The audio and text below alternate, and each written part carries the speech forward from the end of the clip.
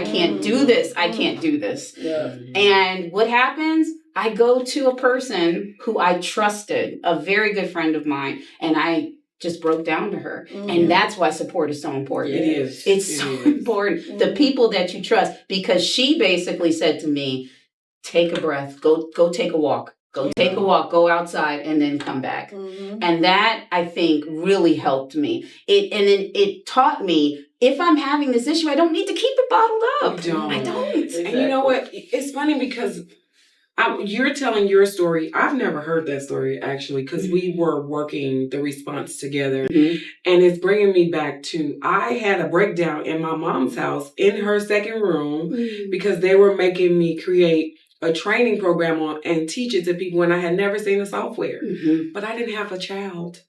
I didn't have 2 children. And I'm sitting here crying. So I couldn't even imagine having Maverick and another baby going through that. So hats off to Jesus. That's all I have to say. Thank you, God. Yeah, and let me say this too, because I didn't know that she actually had a breakdown, but I'm just listening to it. I'm like, somebody had a breakdown. You know what I'm saying? Yeah. But that's also, we need to think about giving people grace. Yes. Right? Yes. I always think about that every day. Like, you know, a lot of times people, as soon as somebody comes in with the attitude, you feel like you got to match that. You don't. You don't. You don't have to match that. Give people grace. Sometimes things are happening that you don't know. You know nothing about. You know right. Nothing about. And then we see the leaders who seem stoic, who are doing a great job, and who's like, oh, they don't have the problems I have. Everybody got those problems. Everybody got them. It comes with life.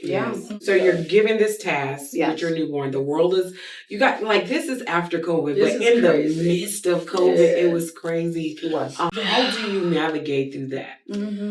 So the first thing was I had to set a boundary. There was so much going on. I had to set a boundary. And I talked with my chair for my doctoral program, and I said, I need to take a leave of absence. Knowing what to put on hold. Here's the wonderful thing about getting a degree in public health, getting my doctorate in public health and working in public health. Completely understood. They completely understood because they're in emergency operations right now. Exactly. And that's the first thing. It was, okay, if I have all this on my plate, what can I let go? What can I suspend? So that's what I did. I got a wonderful team.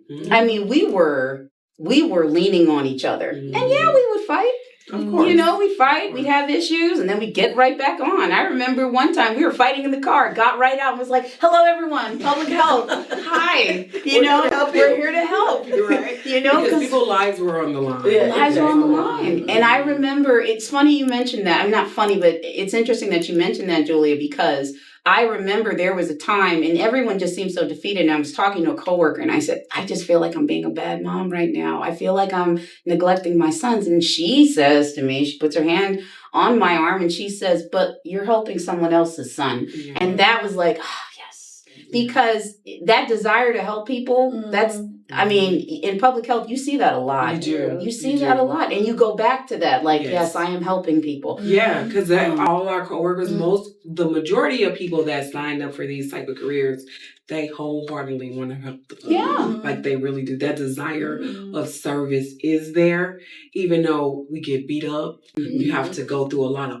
political stuff, bureaucracy. I'd be like, the job ain't hard. It's the red tape to do the job. It's usually what is the hardest to bear. Navigating office politics. It's so hard. It's insane. And I thank God that sent me a Frankie, because I have learned so much from her in that area, because I was just out here thuggish.